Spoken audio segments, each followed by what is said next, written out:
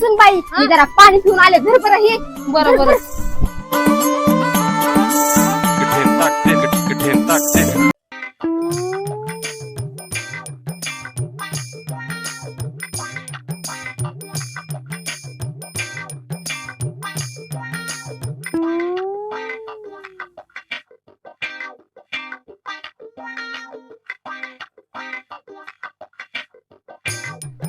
काकी अकेले अकेले धर तुला बी. फक्त माझ्या सासूला सांगू नका. हो नाही सांगत.